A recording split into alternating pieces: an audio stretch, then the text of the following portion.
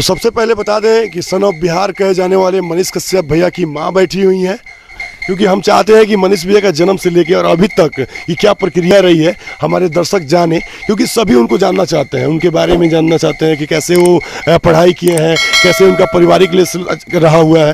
तो मनीष भैया का बचपन का कुछ बताइए, ऐसा चीज़ जो कोई नहीं जानता हो, एक माँ जानती हो, एक मतलब परिवार के लोग जानते हो, और दर्शक भी आज जाने आपके माध्यम से। मनीष 3 भाई हमार मने हस्बैंड बनी, माझिल हम बनी, सबसे जेठ संतान मनीष बड़े। मनीष के शुरू से बचपन से भी लाड़ प्यार बहुत ज़्यादा भइल बा। उनकर बड़े पापा या उनकर दादाजी चाचा जी सबे बहुत ज़्यादा प्यार कइले बा। ओकरा बाद में धीरे धीरे बढ़लन, उनकरा के कुछ दिन उनकर बड़े पापा हैदराबाद में रह के पढ़ौनी।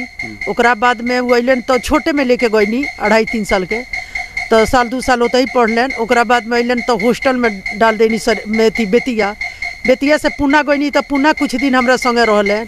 फिर अलन तो बेतिया पढ़लन। बेतिया जब इंटर कर लेलन तब एथी पूना गईले, पुणे उनकर एडमिशन भयल। अच्छा माँ, बचपन में बदमाशी करते थे कि नहीं? छोटे छोटे बच्चे बदमाशी करते थे, आपको तंग करते थे कि नहीं? ना छोट से हमार छोटका बेटा बहुत बदमाश रहे, लेकिन बड़का बेटा बदमाश नहीं। छोटका तंग करे, बड़का देख लीजिए भाई, छोटा भैया भी देखेंगे। हाँ जरूर देखिए। मेरी मम्मी शिकायत मेरा कर रही है। हाँ, छोटका बेटा बहुत चालू रहे, लेकिन ये बड़ा बहुत अस्थिर बड़े। उनका दुनिया से कोई मतलब नहीं के, वो बहुत अस्थिरता से अपन काम करे। आई बहुत अस्थिर रहलन, शुरू से समझदार रहले, शुरू से समझदार रहले। नहीं हमरा के तंग नहीं कैले। अभी भी कुछ भी भयल, कुछ मने उनकरा साथे भाला बुरा कुछ भी भयल, उनकर साथ हम ना छोड़नी, उनकर भाई ना छोड़ले, उनकर डैडी जी बोली सब करी।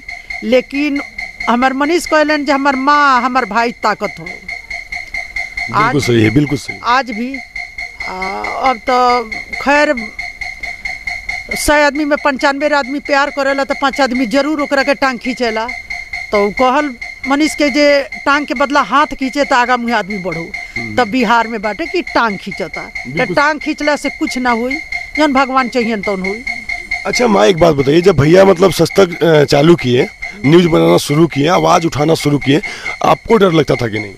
ना कभी ना, मतलब नहीं होता था कि माँ है तो माँ का हृदय डरता है? लोग बोले कि जे रिक्सी कार करता रहे, हमको नहीं कुछ ना हुई, सच के देखला होता रहे। इसका मतलब है कि आप शुरू से एकदम पुश करती रही उनको।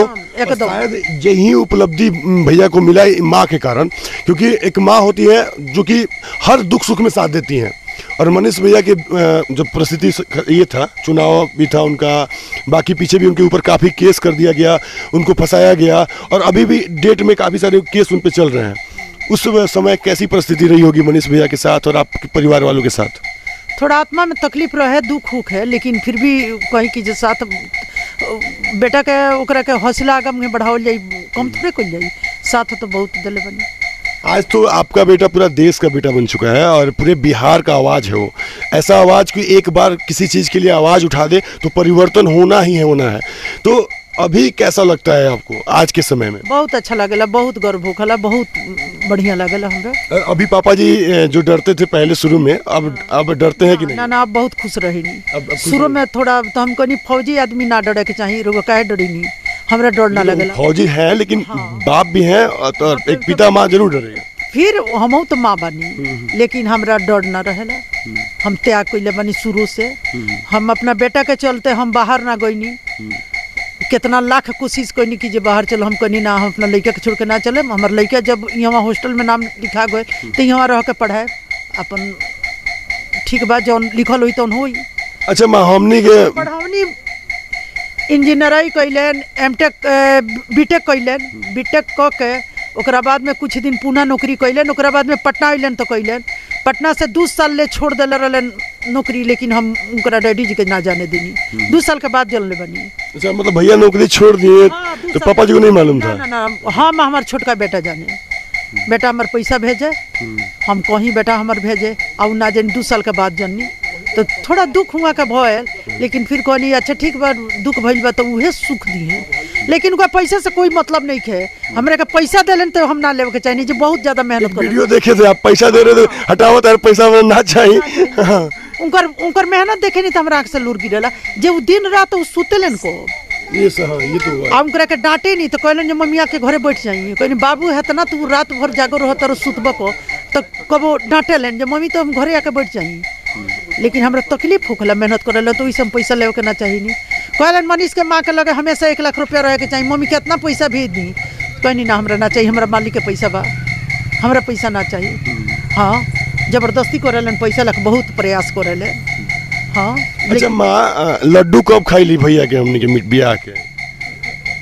अब जब लिखल हो हम तो अपना मन से कह तनी 25 ले, लेकिन भगवान के लिखला से जौन भगवान करियन तो वे हुई। और बात हम समझते नहीं, लेकिन हमने के बबुआ ना हुई, हमरा कैले से ना हुई, भगवान जब चाहिए तबे हुई। हम तो चाहतनी 25 ले करे के 24 के उनका मन हो जाए तो 24 में कर सको तनी, तो उनका भागला से ना हुई। जब उनकरा के इतना हम साथ दिले बानी हर मौका में तो हमार बात कैसे कटियन, कभी ना कभी तो करे के पड़ी, करियन शादी करिए 24 या 25 में, भगवान करस 24 में तैयार हो जा। अच्छा आपको क्या लगता है कि शादी वो क्यों नहीं करना चाह रहे हैं?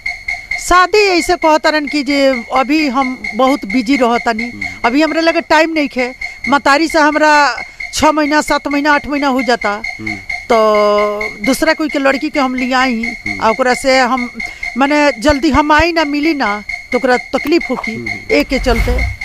तो जब अस्थिर हो जाता रे, अस्थिर भगवान को दिए तब शादी हुई। अब हम माँ है, हम दुख सुख में बानी, सब दुख हम जानतनी आ सब हम बर्दाश्त करें। दूसरा कोई पापा जी कभी बोलते हैं कि नहीं भैया को मनीष शादी कर लो?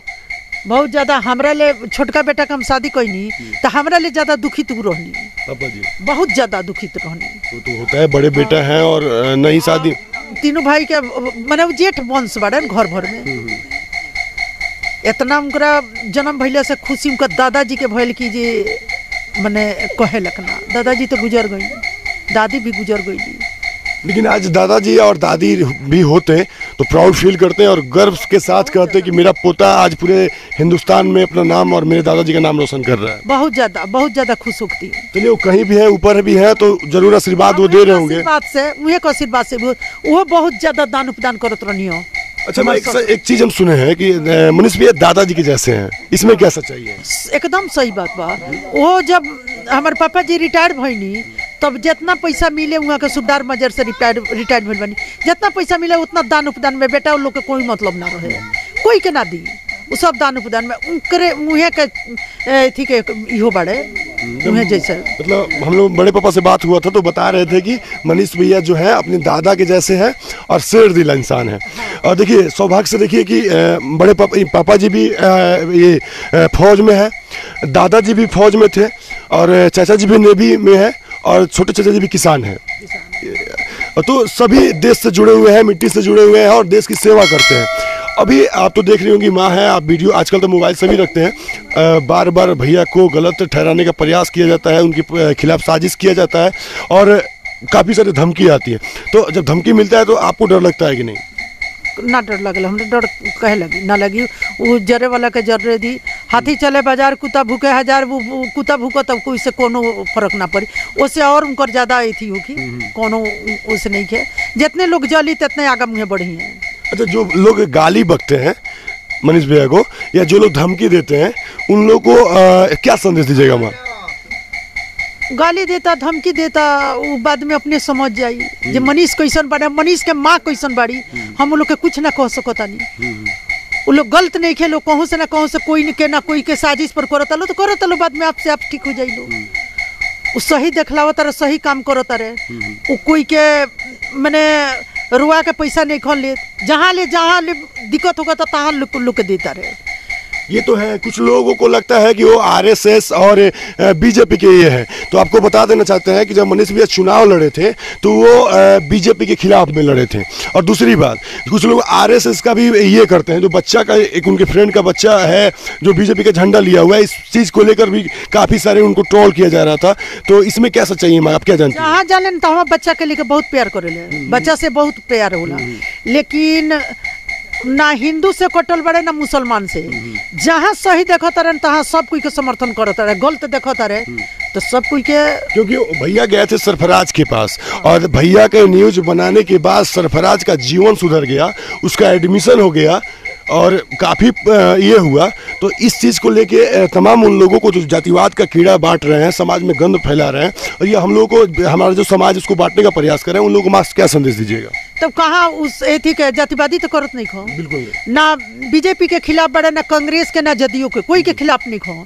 अच्छा काम करत लो तो सब कोई के अच्छाई करत रहे, बुरा करत लो तो बुराई करत रहे। वो लोग के का कर सकत रहे, बुराई कह सकत रहे, वो लोग के तो सुधार नहीं कर सकता। एगो मनीष का करी है, चार आना तो बिहार में जरूर बदलाव हो गई बा, चार आना तो जरूर बिहार सुधर, बहुत बहुत बहुत बहुत चार आना तो बदल गई बा। लेकिन वैसा मनीष से ऐसा कुछ लोग होके तब जाके बिहार सुधरी। एगो मनीष का कर सकता रहे। बिल्कुल सही बात बोली है माँ कि काफ़ी लोग बोलते हैं कि मनीष भैया यहाँ नहीं आ पाते हैं, वहाँ नहीं जा पाते हैं। तो आप सभी को ये भी सोचना होगा कि एक व्यक्ति एक टाइम में 10 जगह नहीं जा सकता है। वो काम कर रहे हैं, पूरे इंडिया लेवल पे जा रहे हैं और आवाज़ उठा रहे हैं, बुलंद कर रहे हैं। तो आप सबका भी फर्ज बनता है कि आप सभी भी मनीष कश्यप बनिए।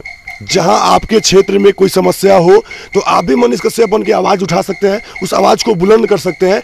आप दूसरे का शिकायत करने से पहले यह सोचिए कि मनीष कश्यप तो इतना कुछ किए हैं, आप क्या किए हैं, और आप जब शिकायत कर रहे हैं तो आपको शिकायत करने का अधिकार कौन दे रहा है।